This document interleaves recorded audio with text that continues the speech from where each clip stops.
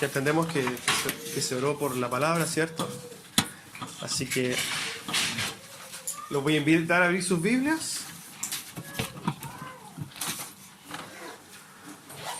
Ustedes saben que estamos viendo ya hace más de un mes Efesios.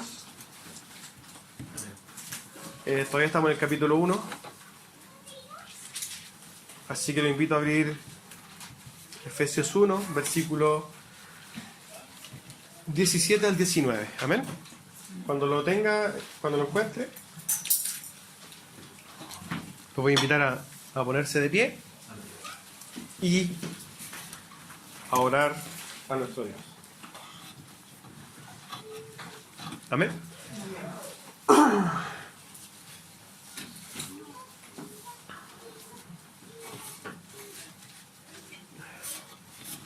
Efesios 1, 17 al 19 dice así, en el nombre de nuestro Señor.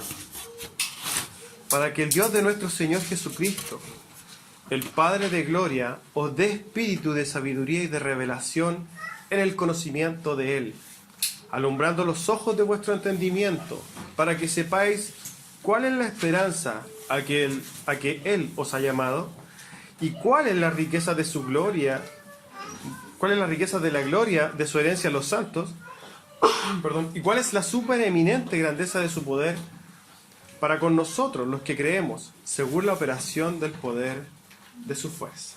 Amén. Toma asiento.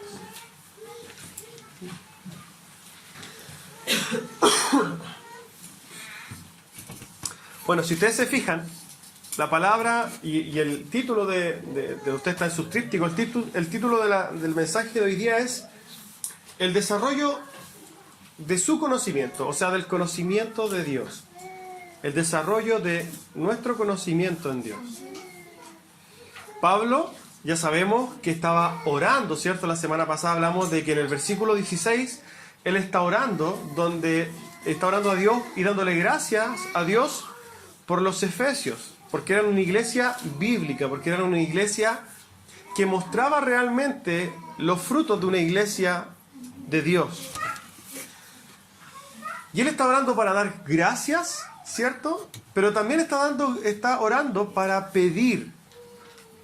Y pide lo siguiente, para que el Dios de nuestro Señor Jesucristo os dé espíritu de sabiduría y de revelación en el conocimiento de Dios. Sabemos entonces que estaba pidiendo dos cosas Pablo por los efesios. O estaba haciendo dos cosas. Estaba orando, dando gracias por ellos. Y estaba orando, pidiendo, intercediendo. ¿Para qué? Para que esa iglesia de Éfeso tuviera revelación y conocimiento de Él. ¿Ya? Él dice que está pidiendo que haga esto, ¿cierto? Alumbrando los ojos de vuestro entendimiento. ¿Para qué? Cuando estos ojos de nuestro entendimiento estén abiertos, ahí nosotros podamos ver y saber, primero, cuál es la esperanza a la cual Él nos ha llamado, cuáles son las riquezas de la gloria de su herencia en los santos, y cuál es la supereminente grandeza de su poder. Entendiendo esto, que va a ser nuestra columna vertebral del mensaje de hoy día, vamos a introducir el tema. ¿Les parece? Hoy día, en el siglo XXI, nosotros tenemos muchas herramientas tecnológicas. Como dice la palabra, que en el último tiempo la ciencia aumentará, y esto lo podemos ver para los que les gusta la historia, que en los últimos 100 años de historia de la humanidad se ha avanzado más que en todos los siglos anteriormente. Alguien por ahí decía que, por ejemplo, Napoleón Bonaparte se demoró lo mismo que Nabucodonosor en avanzar un trayecto de 10 kilómetros. ¿Por qué? Porque los dos iban a caballo. Pero hoy día, en pasar 10 kilómetros ya no se demora nada, porque hoy día tenemos autos. La historia de la humanidad se ha desarrollado en una situación donde los avances tecnológicos han sido mínimos. Pero en los últimos 100, 150 años, y hoy día tenemos cosas tan espectaculares como, por ejemplo, teléfono. Hoy día todos tenemos teléfono, ¿cierto? Y esta tecnología abarca muchas cosas. Y una de esas cosas es la entretención. Yo no sé si ustedes han ido al mall, yo creo que todos hemos ido al mall y de repente vemos que están haciendo una exhibición de realidad virtual, ¿cierto? Donde hay un tipo con un casco y tú ves que está haciendo cosas así como que se está cayendo o esquiva cosas, y uno ve que ese hombre está como en otra. ¿Qué está haciendo? ¿Qué está haciendo esa persona si uno no ve nada? Pero esa persona que tiene un casco está viendo cosas que los demás no pueden ver. Y es por eso que en esta vista que tiene de todas las cosas, en su 3D, en su realidad virtual, él reacciona de cierta forma. ¿Ya? Nosotros desde afuera lo miramos y nos reímos, pero él está metido en una realidad diferente a la nuestra. Por eso se llama realidad virtual. Bueno, si nosotros lo cuadramos o tratamos de entender qué tiene que ver esto con nosotros, la verdad que a nosotros como hijos de Dios, los cristianos, la gente del mundo nos ve igual. No entiende por qué reaccionamos de cierta forma, no entiende por qué nosotros hacemos ciertas cosas. Pero la verdad que un hijo de Dios debe vivir en una realidad alterna al mundo. ¿Por qué? Porque el hijo de Dios tiene que ver cosas que el mundo no ve. ¿Se entiende este punto? Nosotros como hijos de Dios deberíamos vivir en una realidad donde nosotros podemos ver, por ejemplo, cuáles son las grandezas de nuestra herencia, cuál es el supereminente poder de Dios, cuáles son las riquezas de su gracia, podemos ver la obra de Dios, podemos ver la esperanza de nuestra herencia, podemos ver un montón de cosas, y esas cosas que nosotros vemos y que los demás no ven, deberían condicionar el hecho de las cosas que nosotros hacemos. Deberían condicionar nuestro actuar, deberían condicionar la forma en que nosotros nos movemos. Y el mundo en sí mismo, el mundo debería decir de nosotros, ¿qué están haciendo? Están locos. Igual que cuando nosotros vemos a esta persona que está en una realidad virtual, el mundo debería decir de nosotros, ¿por qué actúan así? La verdad que la evidencia de un hijo de Dios es esa, es que no está siguiendo la corriente del mundo, sino que está actuando de forma diferente. ¿Comprendemos esto? Bueno, entonces lo que está pidiendo Pablo por la iglesia de Éfeso, o por los efesios, o por los hijos de Dios en general, es que el entendimiento de las cosas de Dios, el conocimiento de Dios, sea cada vez más grande. ¿Para qué? Para que nosotros, conforme más conozcamos a Dios, caminemos en manera más diferente de lo que hace el resto del mundo. ¿Amén? Entonces, mientras más conozcamos a Dios, más separados del mundo vamos a estar. Mientras más conozcamos y más veamos de Dios, más persecución y extrañeza vamos a recibir del mundo. Mientras más conozcamos a Dios y más conozcamos la obra de Dios, más gozosos viviremos. Nosotros deberíamos vivir en una realidad alterna, gozosos, felices, llenos, completos, satisfechos. ¿De qué? De todas las cosas que ha hecho Dios y que nosotros podemos ver. Conforme nosotros conozcamos a Dios más y conozcamos más de su obra, más satisfechos vamos a estar. ¿Amén? Entonces, volviendo al texto, Pablo estaba pidiendo y estaba agradeciendo por los efesios porque era una iglesia bíblica. Y además estaba pidiendo, ¿cierto? ¿Qué estaba pidiendo? Y aquí vamos a desarrollar un poquito. Dice, porque el Señor el Dios de nuestro Señor Jesucristo, el Padre de gloria, os dé espíritu de sabiduría y de revelación en el conocimiento de Él. Una de las premisas o de las cosas importantes que nosotros tenemos que comprender es que una cosa es saber de Dios y lo otro es conocer a Dios, que no es lo mismo. ¿Ya? Por ejemplo, el mundo sabe de Dios, pero no conoce a Dios. Romanos 3, 10 al 12 dice lo siguiente. No lo busque, yo se lo voy a leer. Como está escrito, no hay justo, no hay uno, no hay quien entienda, no hay quien busque a Dios. Todos se desviaron, a una se hicieron inútiles, no hay quien haga lo bueno, no hay ni siquiera uno. Lo que nos muestra la palabra de Dios es que el mundo, en su condición caída, no conoce a Dios. No hay cómo ellos puedan conocer a Dios. 1 Corintios 2:14 dice, pero el hombre natural, o sea, el hombre que nace, ¿cierto? Y vive sin que Dios haya hecho una obra en él, sino que está natural, está como limpiecito, o sea, tal como vino.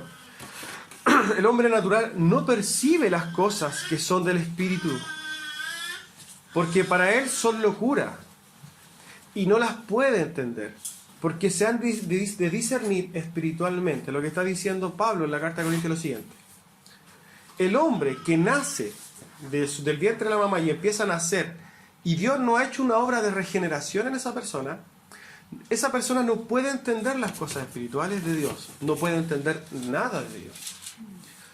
Y fíjese por qué no las puede entender, porque para él son locura.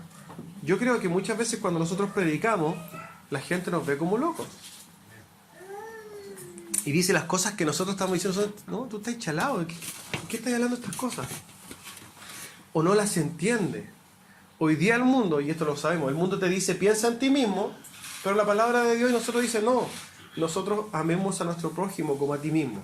Ya, cuando tú le dices eso hoy día a una persona del mundo que vive influenciada por el egoísmo, influenciada por el consumismo, influenciada por el hedonismo, que es el amor al placer, ellos no entienden. Y dicen: no, estáis loco, ¿cómo se te ocurre? Yo tengo que vivir para mí. Primero me tengo que amar a mí mismo. El lema hoy día de moda: no, ámate a ti mismo para que tú puedas después amar a los demás. No, Dios no te dice eso. Dios te dice: ama. Y punto. Entonces para ellos son locura y no las pueden entender. Y esto tenemos que comprenderlo. Por eso, la oración es tan importante. ¿Se acuerdan que la semana pasada hablamos de la oración y la importancia de la oración? Y es, por ejemplo, llevémosla a la evangelización. Estamos hablando de cuando nosotros hablamos con gente que no conoce a Dios. Dice que el hombre, en su calidad natural, no las puede entender. Por más que nosotros presentemos el Evangelio tal como es bíblicamente en 1 Corintios 15, digamos, el credo de lo que es el Evangelio, si es que Dios no hace algo en esa persona nunca lo va a entender. La única forma es que Dios obre en ese corazón. ¿Para qué? Para que abra su entendimiento y abra su corazón para que comprenda la palabra de Dios. Entonces es importante que nosotros no solamente prediquemos, tenemos que hacerlo, pero tenemos que orar y confiar en que la obra es de Dios. Amén. Primera Juan 3:11 dice: mirad cuán gran amor nos ha otorgado el Padre, para que seamos llamados hijos de Dios. Y eso somos. Por esto el mundo no nos conoce, porque no le conoció a Él. Mirad cuán gran amor. Nosotros, el hecho de que estemos aquí parados, hermanos, debería maravillarnos, fundamentados en el amor de Dios. Cuán grande amor ha tenido Dios para con nosotros, que nosotros éramos naturales, igual que todos los demás, y no entendíamos. Pero que Dios, en su infinito amor, ha decidido llamarnos para que nosotros podamos ser hijos de Dios. Cuán grande amor nos ha otorgado el Padre para que seamos llamados hijos de Dios. Y eso somos hijos de Dios. Pero el mundo, todas las demás personas que no conocen a Dios, pero el mundo no nos conoce, no nos entiende, no nos puede entender. ¿Por qué? Porque no le conocen a Él. ¿Se entiende esto? El mundo en sí, la gente que está afuera, que no tiene, que no son hijos de Dios, no entienden las cosas de Dios y no conocen a Dios. Ellos dicen: no, yo creo en Dios, a mi manera. Yo creo que más de uno yo de las veces que he predicado he escuchado unas 15 veces: no, yo creo en Dios, pero a mi manera. A los Frank Sinatra. Pero eso lo dice alguien que no conoce a Dios. Eso lo dice alguien que no tiene idea de Dios. Y yo lo dije muchas veces sin conocer a Dios. Como dice Pablo, nosotros antes que estábamos muertos en nuestros delitos y pecados, bajo el dominio de Satanás, en esa misma hora andábamos nosotros, pero ahora fuimos rescatados. Bueno, así mismo estábamos nosotros. Yo creo que a usted alguna vez, más de alguna vez usted dijo: no, yo creo, pero a mi manera. Yo me relaciono con Dios a mi manera, pero no es así. Porque el que conoce a Dios entiende que la relación con Dios es a la manera de Dios, no a la nuestra. Entonces podemos comprender en este primer punto que el conocimiento de Dios está velado a los hombres. Los hombres no pueden conocer a Dios. Esto es lo primero, ¿cierto? El hombre natural. Segundo punto. a pesar que los hombres no pueden conocer en forma espiritual a Dios y real, Dios sí le ha dado evidencias al mundo de su existencia. ¿Ya? En este sentido, ni un hombre natural puede decir, no, es que yo no creo que Dios exista. Pasémonos, estamos pasando al ámbito de los ateos, ¿cierto? Los que no creen que existe un Dios. Dios dice, bueno, todos los que dicen que no existe un Dios no tienen excusa.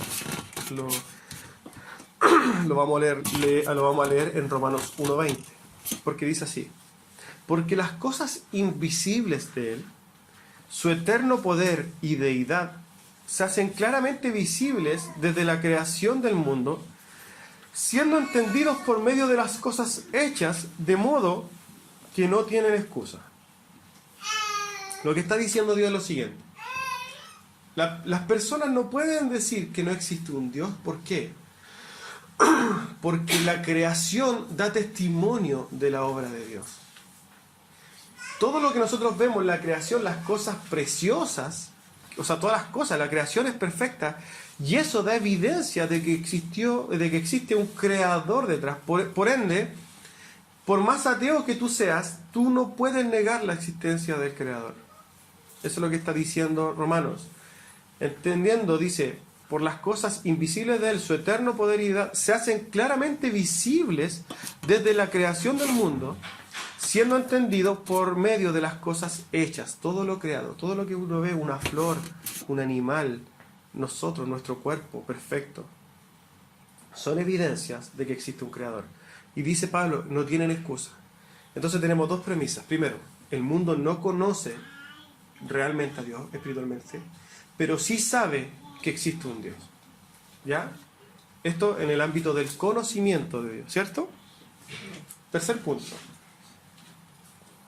El conocimiento de Dios es algo que va en crecimiento y nunca acabaremos de conocerlo, valga la redundancia. Pablo pide para que conozcamos a Dios.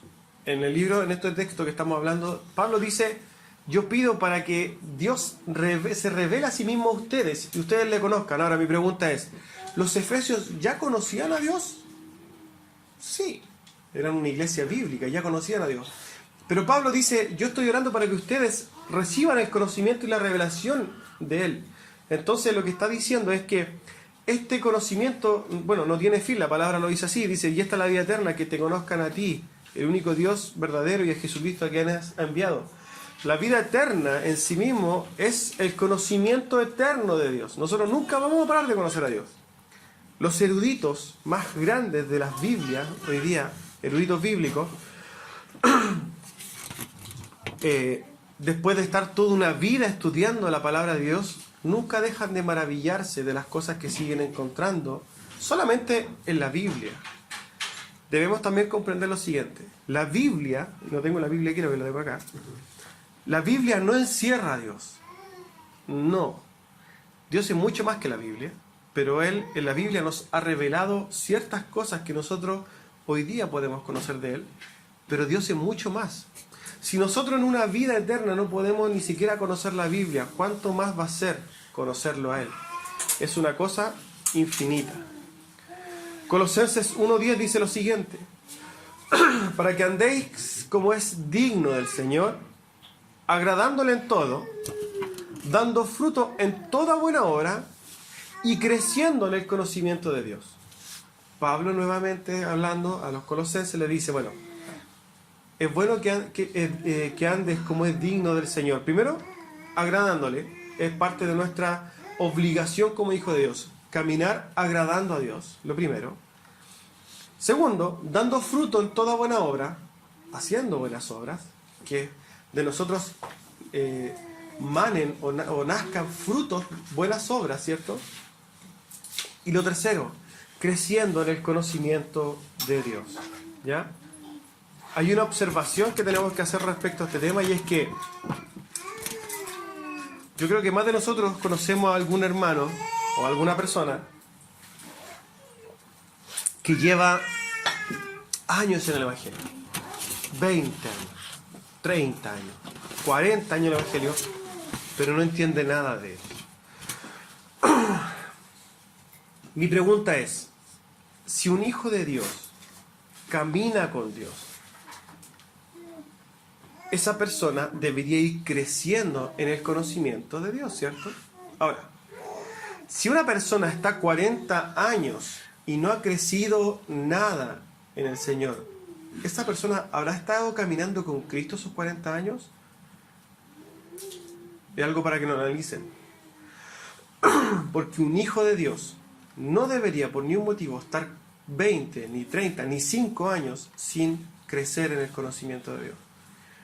Un hijo de Dios, vuelvo a decirlo, que conoce a Dios, empieza a caminar con Cristo de la mano, y eso debería generar en un hijo de Dios más y más y más y más conocimiento de Él.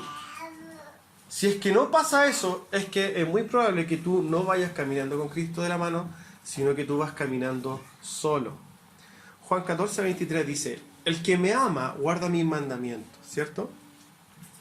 En ese sentido, si yo amo a Dios, tengo que guardar sus mandamientos. Ahora, ¿cómo yo voy a guardar sus mandamientos si yo no conozco lo que Él me mandó?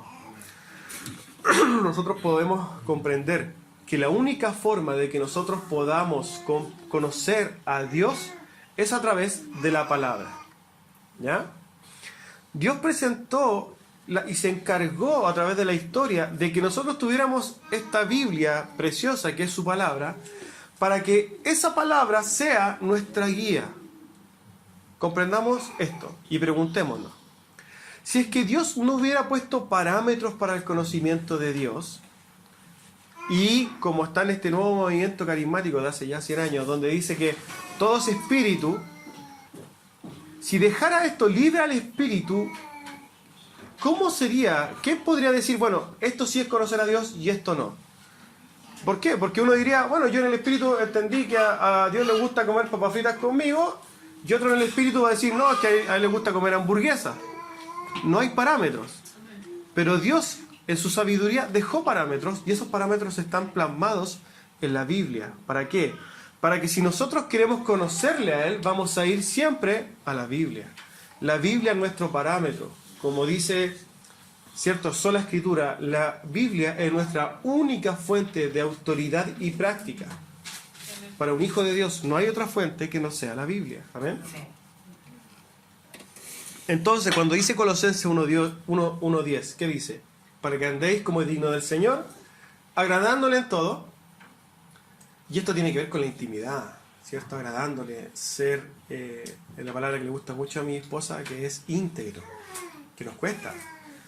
Porque nosotros podemos hacer buena obra, sí, ¿cierto? Podemos cruzar a la viejita de la calle, vamos a ayudar a nuestro hermano. Pero la intimidad, cuando nadie nos ve, es cuando nosotros vemos y si es que realmente estamos agradando a Dios. Porque la intimidad de nosotros, los hombres, las mujeres, sí, el humano, es cuando nacen todas las cosas feas. Me agradó mucho ver un meme en el Facebook que aparecía, por ejemplo, una foto que mostraba una islita, el mar, y las profundidades, como que mostraba la profundidad de la isla, ¿cierto? Mostraba sobre el nivel del mar, una pequeña cosa bonita, y abajo mostraba todo lo oscuro que tapaba el agua, digamos, hacia abajo. Y él decía, el meme decía con una flechita, así como mis buenas obras, que se veía chiquita, y abajo todo lo que cubría el mar, todo lo que estaba oscuro, decía cuando estoy solo. ¿Por qué? Porque cuando estoy solo nace toda nuestra maldad. Entonces, el caminar es agradando a Dios en la intimidad. Cuando nadie nos ve, Él nos está viendo. Amén.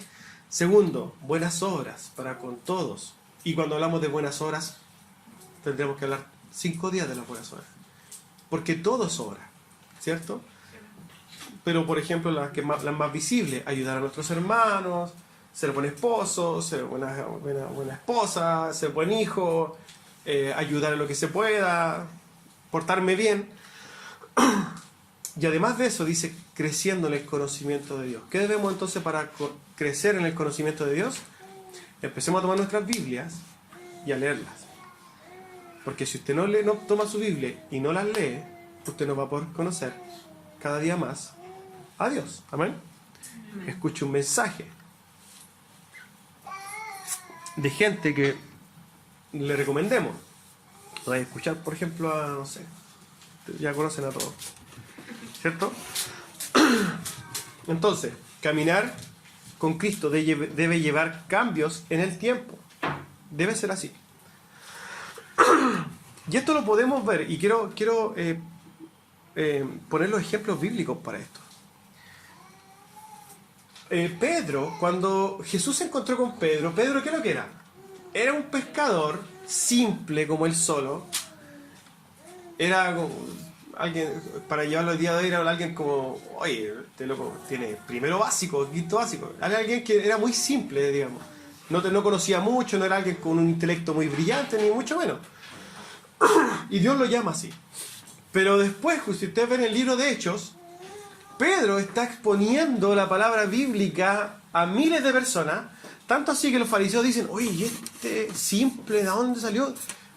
¿Cómo está hablando con tal autoridad? Bueno, esta transformación de Pedro, de ser alguien simple, sin entendimiento de nada, a ser uno de los líderes, o el líder de la iglesia primitiva, fue un proceso en el que se fue puliendo al caminar con Cristo, ¿cierto? Fue creciendo. Ahora, tenemos también el apóstol Juan. El apóstol Juan era conocido como hijo del trueno. ¿Por qué? Porque era cosa seria, no tenía ni una misericordia. Dice uno de los textos que hay una ciudad donde él dice, bueno, vamos a predicar, y no lo reciben, y él dice, bueno, oremos para que caiga fuego del cielo. Y ahí el Señor le dice, bueno, ustedes son hijos del trueno, es como cero misericordia. Pero con el pasar del caminar cristiano de Juan, y cuando termina su vida, él termina escribiéndole, hijitos míos, y es conocido como el apóstol del amor. El apóstol del amor. Entonces pasó de ser alguien sin ni una misericordia a ser el apóstol del amor. Un cambio que fue generado ¿por quién? Por la influencia del caminar con Cristo. Amén. Entonces nosotros, si caminamos con Cristo, ¿qué deberíamos hacer? Cada vez más ir creciendo. ¿Para qué? Para que los frutos de Cristo vayan generando un cambio en mi vida. Y yo sea una persona totalmente diferente de la que comenzó a caminar con Cristo a la persona que soy una cantidad de tiempo después, ¿cierto? Respecto a este crecimiento y a estas cosas, Pablo dice en 1 Corintios, cuando yo era niño, hablaba como niño, pensaba como niño y juzgaba como niño. Mas cuando ya fui hombre, dejé lo que era de niño. Nosotros cuando comenzamos a caminar con Cristo, comenzamos un nuevo crecimiento, un nuevo nacimiento, y empezamos a caminar con Él como niño, no entendiendo nada, pero no podemos ser toda la vida niños. No podemos ser 40 años niños. ¿Amén? Entonces, el crecimiento en el conocimiento de Dios es una obligación, por una parte, y es una consecuencia también. Cuarto punto. Dios se agrada en el conocimiento de Él. Dios se agrada que le conozcamos. Oseas 6:6 dice, porque yo quiero misericordia y no sacrificios, y conocimiento de Dios más que holocaustos. O sea, lo que está diciendo Dios, yo quiero que sus obras sean parecidas a mi corazón, y no quiero tanto que me den plata, así que traigan plata al templo, no. Quiero que hayan frutos en sus corazones, y quiero que me conozcan antes que ustedes sigan sacrificando animales para, se supone, la gloria mía. ¿Por qué? Contextualmente estamos hablando del pueblo de Israel. Israel era un pueblo que de labios siempre le adoraba a Dios, que sus obras eran como ya nosotros cumplimos, hagamos los holocaustos, pero su corazón estaba lejos de Dios. Ellos no estaban ni ahí con Dios. También en el Antiguo Testamento el Señor les dice, mi pueblo perece y es por falta de conocimiento. ¿Y eso es por qué? Porque desecharon el conocimiento de su Dios. Nosotros hoy día no tenemos que hacer lo mismo que ellos. No desechemos el conocimiento de Dios. Hay una corriente, en la corriente pentecostal, que lamentablemente de la cual casi todos venimos, donde se ha estigmatizado el conocimiento de Dios. Yo me acuerdo que una hermana hace un tiempo me dijo, oiga hermano, usted no lea la Biblia porque usted sabe que la letra mata.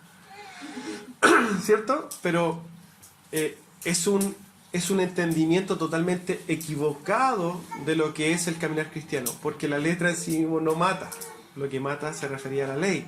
y el conocimiento de Dios debería en nosotros, en un hijo genuino de Dios, debería generar en nosotros mayores frutos, mayor gozo, mayor seguridad, mayor entendimiento, mejor caminar, más santidad, etcétera, etcétera, etcétera. ¿Amén? Entonces, volviendo al punto, Dios se agrada en el conocimiento, Dios se agrada en que nosotros le conozcamos. Él quiere que nosotros le conozcamos. Es tanto así que Jesús vino a la tierra. ¿A qué vino de tierra? Vino a morir por nosotros y a revelar al Padre. ¿Cierto? Cristo vino a revelar al Padre. Dijo, nadie viene a mí, ¿cierto? Si es que nadie viene al Padre si no es por mí. Y estamos hablando no solamente de llegar al cielo a convivir con el Padre, sino que todo conocimiento, todo lo que nosotros podamos entender de Dios viene a través del Señor Jesucristo, que Él vino a interpretar la ley del Antiguo Testamento, a darle el sentido espiritual de la ley, a dar el correcto entendimiento de la ley, y vino a llevarnos al Padre, vino a darnos primero las doctrinas fundamentales del cristianismo y a preparar a un pueblo que iba a preparar a otro pueblo y hacia otro pueblo.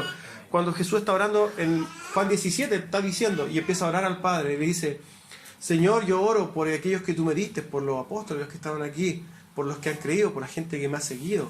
Oro por ellos para que tú los guardes del mundo y los santifiques ¿en qué? En tu verdad. Y él dice, tu palabra es verdad. La palabra que tenemos nosotros hoy día. Y dice, y yo no pido solamente por ellos, sino que por todos los que van a creer orando por nosotros. Jesús ha venido ¿a qué? A revelar al Padre. Y la intención en el corazón de Dios podemos determinarla en la palabra es que Él quiere que todos sus hijos le conozcan. La invitación es que usted conozca a Dios. Y eso le va a agradar a Dios. ¿Eh? Quinto punto.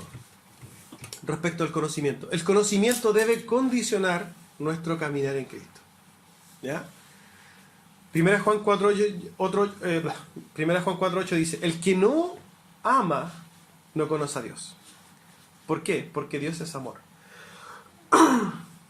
El que no ama, el que no tiene frutos de amor, y específicamente hablando con nuestros hermanos, con los cuales Dios nos llama a amar, dice, no ha conocido a Dios. Porque si nosotros conociéramos a Dios, habrían frutos. Es importantísimo el fruto, la obra. ¿En qué sentido? En que está mostrando lo que hay realmente en nuestro corazón. ¿Ya? Entonces, estas obras que en nuestra vida van cambiando en forma paulatina y vamos creciendo y vamos entendiendo, fíjese, es la obra de lo que Dios está haciendo en nuestro corazón y que fluye hacia la demás gente como obras, buenas obras. Pero es lo que está haciendo Dios directamente en nuestro corazón para que eso sea fruto. Entonces, si nosotros tenemos buenos frutos, ¿qué significa? Es que Dios ha estado obrando en nuestro corazón y está transformándolo día a día. Pongámoslo en otro caso. ¿Qué pasa si es que mi corazón o mis obras no son de un hijo de Dios? Es porque en nuestro corazón no se está haciendo ni una obra. No está creciendo Dios. Y eso es preocupante. ¿Amén? R.C. Sproul dice lo siguiente. Si distorsionamos el Evangelio, esta distorsión influenciará y afectará todo el resto de lo que creemos en la fe cristiana. Es tan importante que nosotros estemos cimentados en el Evangelio real, en la palabra de Dios. ¿Por qué? Porque si nosotros nos dejamos influenciar o distorsionamos esta palabra, la Biblia, esta distorsión va a generar en nosotros que se distorsionen nuestras propias obras. Por eso tenemos que ser tan cuidadosos al estudiar la palabra. Tenemos que ser tan precavidos al estudiar y saber que estamos conociendo a Dios de la forma correcta. Uno de los por qué estamos haciendo el discipulado de los atributos de Dios es por esto. Es que porque nosotros tenemos que entender a quién le servimos, quién es nuestro Dios. En la gran mayoría de las iglesias, sobre todo pentecostales, le dicen y empiezan un discipulado diciendo, bueno, tú tienes que hacer esto y esto no. Tú tienes que hacer esto y esto otro no. Si tú haces esto, es pecado. Pero no te dice a quién tú le estás sirviendo. Nos están atacando el problema de fondo. Y el problema de fondo es que la gente no conoce a Dios. ¿Cierto?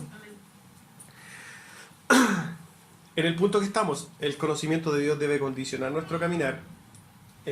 me hace recordar inmediatamente el capítulo 1, versículo 1 de la Institución de la Fe Cristiana de Juan Calvino.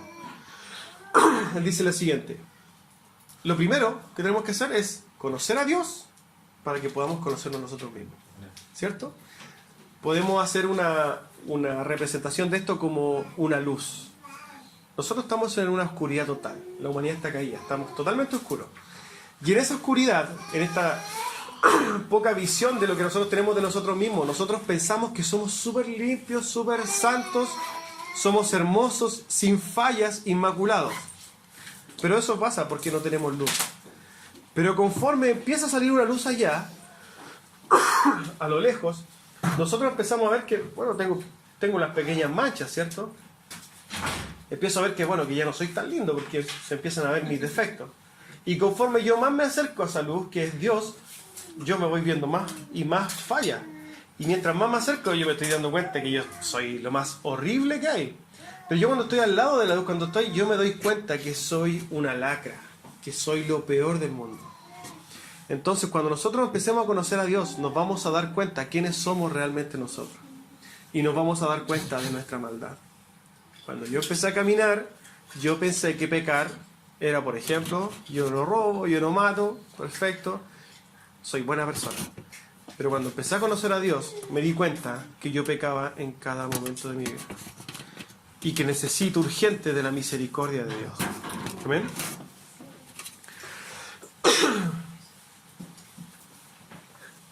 Es importante esto hablar respecto al conocimiento de Dios, porque fíjense en esto.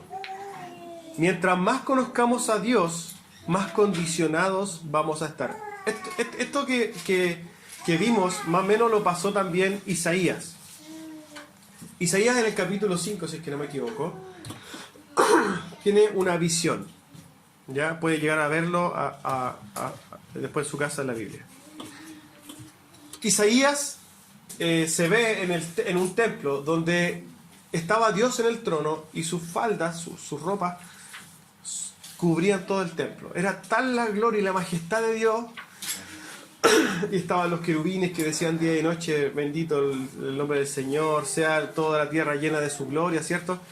Y él se ve puesto en una situación y ve tal majestad de Dios, tal santidad de Dios, que cuando él se ve a sí mismo dice: dice, ciertamente yo soy hombre muerto.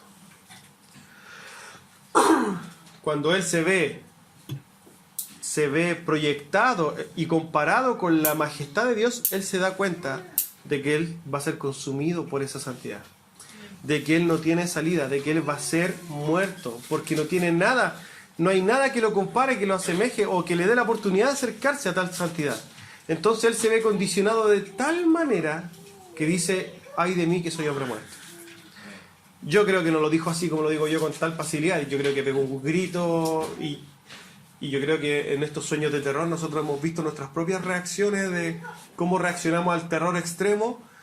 Yo creo que con ese mismo terror extremo es que Isaías lo dijo: ¡ay de mí que soy hombre muerto! Pero ¿qué aparece esto? Dice, aparece un arcángel, toma unas pinzas y le pone un carbón y dice: tus pecados como han sido sanados. Y el Señor empieza a decirle: bueno, tengo que ir a decirle muchas cosas al pueblo. ¿Y a quién mandaré? Isaías, cuando se ve que él está perdido, que conoce al Dios que está dando el mandato, o está diciendo: oye, yo necesito esto, ¿quién va a ir? Cuando Isaías comprende quién es Dios, ahí él realmente dice: wow, sí, ¿qué tengo que hacer? ¿Qué más voy a hacer? Heme aquí, Señor, envíame a mí. ¿Por qué? Porque el conocimiento de Dios lo condicionó, lo obligó moralmente a hacer algo. Asimismo, nosotros cuando conocemos a Dios somos condicionados en todas las cosas. Si yo entiendo la santidad de Dios en alguna mínima profundidad, yo me tengo que ver condicionado al momento de ser íntegro. Si yo entiendo la justicia de Dios mínimamente, yo me tengo que ser condicionado a ser alguien misericordioso. ¿Por qué?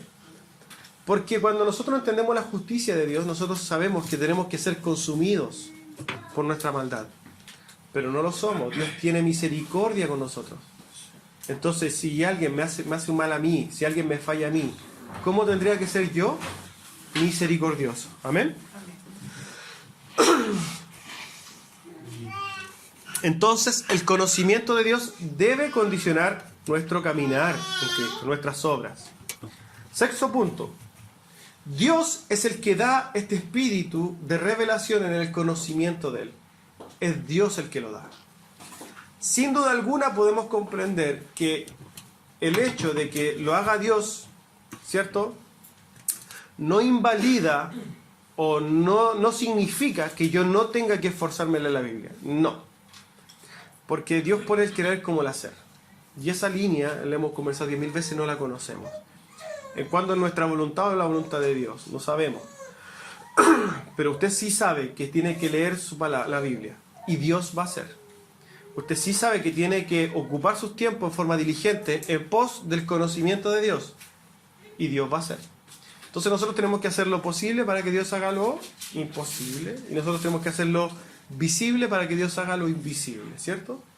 Entonces nosotros somos llamados a esforzarnos en conocer a Dios, y Dios es el que da ese conocimiento. En el griego, esta palabra se describe Neuma Sofía Kai Apocalipseo, que quiere decir básicamente que es el espíritu, ¿cierto? El espíritu de sabiduría. Sofía significa sabiduría, por lo que le quieren poner Sofía a su hija significa sabiduría. Sofía significa sabiduría. Apocalipseo, ¿cierto? Sabemos que es revelación. Y dice epignosei, conocimiento preciso de él. Epignosei no es solamente conocimiento, sino que conocimiento preciso, conocimiento pulcro, conocimiento real, conocimiento que está encuadrado en lo que realmente corresponde. Entonces, nosotros entendemos que conforme nosotros vamos estudiando, Dios nos va a dar el conocimiento preciso de quién es Él, ¿ya? Va a ir trabajando nuestro discernimiento. Es por eso que un hijo de Dios que conoce su palabra tiene un discernimiento mucho más desarrollado que el que no estudia su palabra. Alguien que no estudia su palabra, uno va a decir, ¿sabes qué? Dios es un elefante rosado que vive en un castillo. Y esa persona muy probable diga, sí. Pero alguien que conoce su Biblia va a decir, eso es una herejía. Ese es un ejemplo burdo y extremo, ¿cierto? Pero fíjate lo que dice, lo que dijo Charles Spurgeon respecto a esto. Dijo lo siguiente: el discernimiento no se trata de entender o clasificar lo que es bueno y lo que es malo. No. El discernimiento es poder comprender y separar lo que es bueno de lo que parece bueno. Eso es tener realmente discernimiento. Entonces hoy día nosotros vemos, por ejemplo, a Christine de Clario haciendo una oración diciendo, Señor, yo no voy a aceptar un no por respuesta. Y todo un estadio de cristianos grita, sí, amén. Pero eso es una herejía. Suena bonito, pero es una herejía. Entonces nosotros somos llamados ¿a qué? A tener discernimiento fundamentado en la Biblia. Amén. Fíjese por qué, y quiero tomar este texto, Lucas 24:45, entonces dice, entonces les abrió el entendimiento ¿para qué? Para que comprendiesen las Escrituras. ¿Cierto? La Biblia, Steve Lawson dice que la Biblia no es tan difícil entenderla, sino que es más difícil aceptarla. Cuando una persona que es del mundo, muchos leen la Biblia, pero no entienden nada. Yo conozco gente, no, yo leo la Biblia todos los días. ¿Y qué entiende? Nada. No entienden la Biblia. Porque el que abre el entendimiento para que podamos comprender las Escrituras es Dios. Y esta revelación, nosotros tenemos una cantidad una profundidad que no podemos contemplar. ¿Por qué? Porque, por ejemplo, cuando nos vamos a Juan 1:1, dice, al principio era el verbo era con Dios y el verbo era Dios. Podríamos comprender, la Trinidad de Dios. Esto lo reveló Dios, la Trinidad de Dios, porque... Pero hay ciertas profundidades que las da Dios, que cuando tú te acercas a ese mismo texto en otra situación, tú no tienes más que llorar y llorar y llorar, por comprender la profundidad de lo que significa ese texto y cómo eso te atañe a ti, cómo eso te condiciona a ti, cómo eso te llega a ti mismo, a tu caminar en santidad. Entonces, el aventurarnos en las Escrituras claramente es una aventura, porque no sabemos qué Dios va a hacer a través de su Escritura con nosotros. Comprendemos que la Biblia no tiene interpretación privada, que es una interpretación, pero hay profundidades que significan en nuestras vidas cosas que nosotros no podemos dimensionar. ¿Amén? Entonces, en este pasaje el Señor estaba compartiendo la Escritura, ¿cierto?, con los caminantes de Emaús. Ellos eran cristianos, estaban estaban tristes porque el Señor había muerto, estaban con todas las dudas, pero el Señor empieza a compartir la Escritura y después dice que les abre el entendimiento. Y cuando Jesús se desaparece y dice, oye, ¿acaso no ardían nuestros corazones cuando nos compartía la Escritura? Era una situación, bueno, los caminantes de Emaús es un pasaje precioso, pero así como a ellos se les abrió el entendimiento, ¿cierto?, para que pudieran comprender la Escritura, nosotros también, Dios hace lo mismo con nosotros, y eso es maravilloso. Todas las cosas me fueron entregadas por mi Padre, y nadie conoce quién es el Hijo sino el Padre, ni quién es el Padre sino el Hijo, y aquel a quien el Hijo lo quiere revelar. Lo que está diciendo Lucas 10:22 es que Dios, en su soberanía, también decide revelar ciertas cosas a la gente que Él estima conveniente, ¿cierto? Por ejemplo, es muy probable que Dios a una persona que tenga cierto ministerio le revele ciertas cosas que a otro no le va a revelar, ¿cierto? Va a poner en su corazón un fuego que en otro no va a poner. Va a dotar a ciertas personas con ciertos ministerios, también puede ser, valga la redundancia, que otra persona que no tiene ese ministerio no va a comprender. ¿Por qué? Porque Dios decide revelar cosas en su soberanía a gente de diferentes formas, en diferentes ámbitos, digamos, porque somos un cuerpo. No podemos ser todos manos, ¿cierto? Ni podemos ser todos cabezas, ni todos pies. Necesita manos, pies, todo diferente. Entonces Dios arma su cuerpo dotando a sus hermanos de diferentes cosas y revelando ciertas cosas. Por ejemplo, y quiero que quede claro en este sentido, Dios revela a algunas personas la profundidad de lo que significa servir. Y esos son los siervos, las personas diligentes, los diáconos de una iglesia. Pero a otras personas Dios les revela la profundidad de lo que significa estudiar y conocer la Biblia. Puede ser maestro. A otros les puede revelar lo que significa la preocupación por las ovejas, y ese puede ser un pastor. Y así Dios va armando su iglesia, dando diferentes herramientas a diferentes hermanos. ¿Amén? Bueno, entendiendo entonces que respecto a todo lo que vimos en el conocimiento de Dios, recuerdo, yo no sé si tomo los puntos. Primero, el mundo no conoce a Dios. Segundo, a pesar de que los hombres no pueden conocer a Dios, sí está revelado que Dios existe. Tercero, el conocimiento de Dios es algo que va en crecimiento y nunca acabaremos de conocerlo. Cuarto, Dios se agrada en el conocimiento de Él. Quinto, el conocimiento de Dios debe condicionar nuestro caminar. Sexto, Dios da el espíritu de sabiduría y de revelación. Es Él. ¿Ya? Ahora, entendamos, y volviendo al contexto del pasaje. Pablo está orando entonces, ¿para qué? Para que su pueblo tenga conocimiento y revelación de Dios, ¿cierto? Ahora, ¿cómo quiere Pablo que haga esto? Lo dice en los pasajes siguientes. Alumbrando los ojos de vuestro entendimiento. ¿Ya? Entonces, el hecho de que nosotros, y volvamos a la realidad virtual, ¿cierto? El hecho de que nosotros podamos ver todas las bendiciones de Dios, todas las cosas que Dios nos da, y eso condicione nuestras acciones, lo va a hacer Dios. Lo está diciendo Pablo, lo está pidiendo que lo haga. ¿A través de qué? Del alumbrar los ojos de nuestro entendimiento. En el griego, en el texto original, se usa la palabra corazón, cardias, ¿cierto? Que significa que lo que está diciendo es que Dios alumbre los ojos de nuestro corazón, para que con el corazón podamos ver las cosas que vamos a detallar después. ¿Cuál es la esperanza que Él nos ha llamado? ¿Cuáles son las riquezas de su gloria y su poder? ¿Cierto? Entonces Pablo dice que le está pidiendo a Dios, por favor, Dios, abra el corazón de mis hermanos. ¿Para qué? Para que ellos puedan ver cuál es la esperanza a que Él nos ha llamado. La primera pregunta es, ¿cuál es la esperanza a la que nos ha llamado Dios?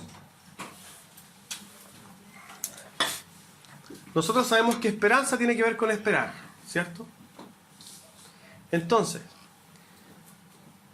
lo que nos está diciendo Pablo es que en esta comprensión de lo que es Dios, este entendimiento de quién es Dios, Dios está pidiendo, o sea, nosotros vamos a poder a través de este entendimiento ver cuáles son las cosas que nos han de esperar a nosotros. Por ejemplo, la vida eterna, ¿cierto?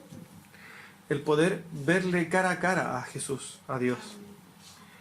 El tener una vida eterna junto a Él. Por ejemplo, ver a nuestros familiares fallecidos que murieron en Cristo.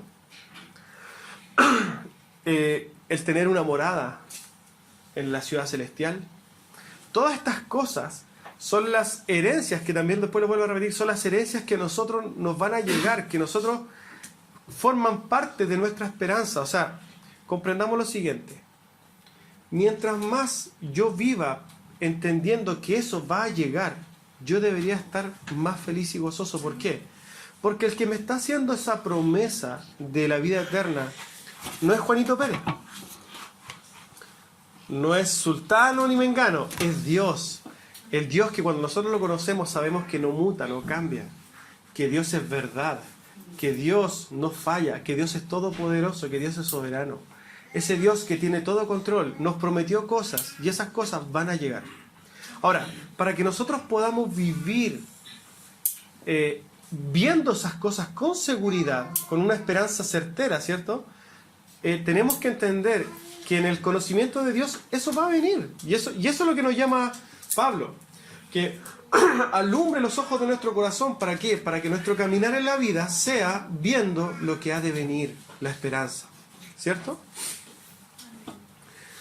Ahora, si ustedes se fijan, las tres cosas que enuncia, cuál es la esperanza que Él nos ha llamado y cuál es la riqueza de la gloria de su herencia en nosotros, son dos términos que están mezclados. ¿Por qué? Porque primero nos dice, ¿cuál es esa esperanza? ¿Cuál es? La vida eterna, todas las promesas que hemos de recibir. Entonces, más que nada, es como un informativo. Mira, esta es la lista de lo que ustedes van a recibir. Esta es su esperanza. Pero después dice, ¿pero cuáles son las riquezas de la gloria de su herencia? Es diciendo, refiriéndose a la misma herencia, diciendo, ¿pero cuánto valor tiene esto? Esta vida eterna, este poder verlo cara a cara, este poder vivir una eternidad en esta morada celestial, ¿qué importancia tiene? Este es el segundo punto. Quiere Dios entonces, o sea, quiere Pablo que Dios abra en nosotros este entendimiento de que eso va a llegar y que más encima eso tiene un valor que trasciende todo lo que nosotros podamos tener aquí. Es más importante que nosotros tengamos un BMW, es más importante que tengamos la tremenda casa, es mucho más importante que nuestros hijos, es más importante que todo, porque lo tendremos a Él. Entonces, Pablo, y volviendo a la enumeración, primero, está orando para que nosotros conozcamos a Dios. Y en ese conocimiento conozcamos cuáles son las esperanzas que nos vienen. Y segundo, cuál es el valor de las esperanzas que nosotros vamos a tener. Yo quiero llevarlo un poquito a la historia. Y ustedes saben que, por ejemplo, en el Coliseo Romano murieron más de 50.000 cristianos. ¿Cierto? Muchos. En los 3 primeros siglos del cristianismo, el cristianismo fue perseguido por el Imperio Romano. Y era diversión asesinar cristianos con bestias. ¿Para qué? Para entretener al pueblo. Es una verdad terrible. Pero fíjense lo que cuando nosotros escuchamos muchos testimonios de personas que vieron o que redactaron los historiadores, había una particularidad en los mártires. Y es que los mártires decidían mucho morir. ¿Por qué? Porque ellos se encontraban que la tortura momentánea no tenía nada en comparación a la gloria que iban a tener. Muchos decían, yo doy lo que sea por Cristo, incluso que me coman las bestias. ¿Por qué? Porque ellos tenían el entendimiento alumbrado. Su corazón estaba alumbrando el conocimiento de Dios y ellos sabían que esta herencia, que esta vida eterna, que todo lo que era recién, era mucho más importante que lo que nosotros vivimos aquí. Comprendamos esto. Así como ellos estuvieron dispuestos a morir, porque lo único que les importaba era estar con Cristo, así deberíamos vivir nosotros. Cuando nosotros comprendamos que lo único que importa es que vamos a estar con Cristo, todas las cosas que nosotros vivimos aquí deberían ser mucho menos importantes. ¿Por qué? Porque yo ya tengo todo, tengo la vida eterna asegurada, no por mí, no por mis obras, porque Cristo ya me lo dio. Tengo una vida eterna con Él. ¿Qué me importa lo que pasa aquí? ¿Paso pobreza? Bueno, filo, da lo mismo, voy a tener vida eterna. Persecución, gloria a Dios. Si me matan, como decía Pablo, para mí morir es ganancia. Así lo decía. ¿Por qué? Porque si me matan hoy día, yo hoy día voy a estar con mi Rey. Así deberíamos vivir nosotros. Y cuando nosotros vivamos así, créame que usted va a tener mucho menos pena, mucho menos temor, usted va a tener menos dudas, usted va a tener, va a vivir pleno, satisfecho, gozoso. Amén.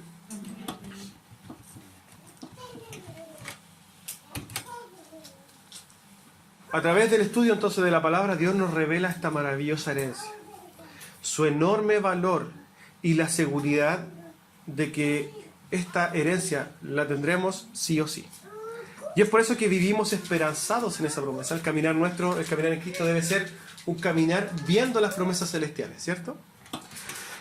Y como tercer punto dice que también en este entendimiento nosotros sepamos cuál es la supereminente grandeza de su poder. Ahora, para desarrollar ¿a qué se refiere con la supereminente grandeza de su poder? Vamos a ver los versículos 20 al 23, pero no los vamos a exhortar hoy día, porque eso es otra predica, otro mensaje. Pero lo vamos a leer, dice, la cual operó en Cristo, resucitándole de los muertos y sentándola a su diestra en los lugares celestiales, sobre todo principado y autoridad y poder y señorío, y sobre todo nombre que se nombra, no solo en este siglo, sino también en el venidero. Y sometió todas las cosas bajo sus pies, y lo dio por cabeza sobre todas las cosas a la iglesia, la cual es su cuerpo, la plenitud de aquel que todo lo llena. ¿Cuál es la operación entonces del poder de su fuerza? Significa que el resultado de su poder es eficaz, ¿cierto? Esa eficacia es porque da resultados. Siempre que Dios mostró su poder sobrenatural, ocurrió algo sobrenatural en la historia de la humanidad. Cuando el Señor abrió los mares, ¿cierto? Nosotros, ¿qué es lo que está diciendo Pablo aquí? Es que, primero, ¿cuáles son las herencias? ¿Cuáles son nuestra esperanza? Todas las cosas que ya sabemos. Sabemos que Dios nos ha prometido muchas cosas y conforme más leemos la Biblia, más esperanza, más información tenemos de nuestra esperanza. Segundo, que esa esperanza tiene un tremendo poder, un tremendo significado, un tremendo valor para nuestras vidas. Y el tercer punto, que el supereminente grandeza de su poder significa que no hay nada ni nadie, hermanos, que se vaya a interponer entre esas promesas que Dios hizo para con usted y Dios. Nada. Nada va a impedir que nosotros recibamos todas esas cosas. Y esto lo vamos a poder comprender cuando nosotros conozcamos cada día más quién es Dios. Amén. Usted sabe que yo siempre termino con una pequeña reflexión. Entonces, la voy a leer sin antes decir que John Piper dice lo siguiente: Dios es más glorificado en nosotros cuando estamos más satisfechos en Él. Nosotros deberíamos vivir totalmente satisfechos en Cristo, felices, gozosos. No hay de qué preocuparse, hermanos. Todo está en la soberanía de Dios. Cuando el Espíritu Santo abre los ojos de nuestro corazón, se podrán ver estas grandes verdades, y estas verdades deben generar un cambio en nuestras vidas, pero un cambio constante hacia parecernos a Cristo, ¿cierto? Haciendo esta comparación con la introducción, es como si el Espíritu Santo nos pusiera este casco de realidad virtual, donde nosotros podamos ver quién es Dios, su obra, sus promesas, el valor de sus promesas y el poder maravilloso de Dios. Y nosotros caminando en este mundo con este casco de realidad virtual, pero que es la realidad de Dios en nuestras vidas, debe condicionar y debe generar en nosotros que nosotros hagamos cosas que el mundo no entiende. El mundo quiere buscar plata, plata, plata, a nosotros no nos interesa. Nosotros vivimos satisfechos en Cristo. El mundo se desvive por tener más y más, nosotros no, estamos satisfechos en Cristo. El mundo se desvive por placer, placer, placer, nosotros no, estamos satisfechos en Cristo. Y la gente nos va a empezar a mirar como bicho raro. Y gloria a Dios cuando eso pase. Porque eso está diciendo que usted es un hijo de Dios. Amén. Ahora sí voy con mi pensamiento y con esto concluimos. ¿Ya? Escuchen con atención. ¿Es tan maravilloso comprender la obra de Dios? Es una obra completa la que hace en nuestras vidas. Desde predestinarnos a su salvación antes de la eternidad pasada, hasta obrar cada día en nosotros para el conocimiento de Él. Sin lugar a dudas es un regalo sin comparación el poder vivir condicionado por sus atributos, por su persona, por su amor. Vivimos en un mundo donde muy pocos le conocen y por eso viven, piensan y obran de cierta manera. Asimismo, nosotros los hijos de Dios vivimos, pensamos y obramos de una manera totalmente diferente. Nosotros, muchos nos miran como bichos raros. Muchos se burlarán e incluso muchos nos atacarán por esto. Pero debemos entender que para ellos es como si nosotros viviéramos en otra realidad. En un mundo imaginario donde hemos perdido la noción de la realidad. Para ellos es incomprensible nuestra manera de vivir. No soportan que no nos satisfagan las mismas cosas que a ellos. Entonces, demos gracias a Dios porque podemos ver esta otra realidad, donde podemos ver la grandeza de nuestro Dios, donde podemos ver sus promesas que son reales, que son solamente cosas de tiempo. Podemos tener la certeza que tenemos vida eterna, podemos ver a Dios obrando día a día en nuestras vidas.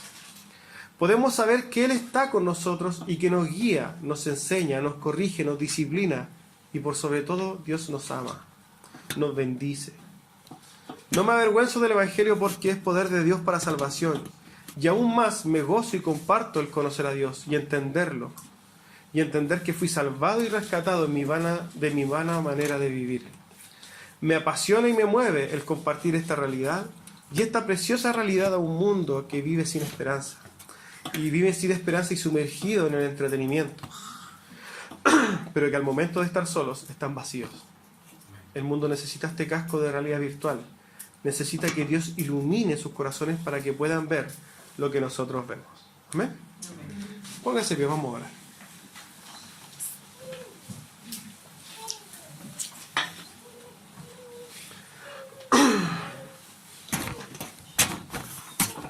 Amado Señor, estamos, Señor, delante de su presencia esta mañana. Queremos, Señor, exaltar su nombre, glorificarle, Dios, porque usted es nuestra esperanza. Damos gracias, Señor, porque usted nos ha permitido conocerle, Señor. Porque sabemos que es un privilegio, Señor, que el mundo no tiene. Damos gracias porque podemos vivir, Señor, mirando hacia estas promesas preciosas que usted nos ha hecho. Y tener esta certeza, Señor, de que nada se interpondrá, Señor, entre usted y sus promesas. Damos gracias, Señor, porque podemos vivir seguros y confiados en que usted, Señor, nos tiene en su mano. Y que nada ni nadie, Señor, nos va a arrebatar de su mano todopoderosa. Damos gracias porque usted nos ha salvado. Porque usted, Señor, decidió subir a esa cruz para sellar, Señor, nuestra salvación. Damos gracias, Señor, porque podemos vivir confiados en usted. Queremos darle gracias, Señor, por poder compartir su palabra. Damos gracias por poder estar en este lugar, Señor, glorificando su nombre. Damos gracias, Señor, porque podemos ser parte de su familia preciosa. Queremos orar, Señor, por nuestros hermanos que no han podido venir hoy día. Queremos pedirle, Señor, que puedan ser alcanzados, Señor, por su palabra, estén donde estén. Y que usted bendiga, Señor, nuestras vidas, esta obra, nuestras familias, Señor. Añada usted, Señor, a los que han sido ordenados para salvación. Confiamos, Señor, en que sus propósitos y su sabiduría es perfecta. Nos disponemos, Señor, a adorarte. En el nombre de Jesús, Señor.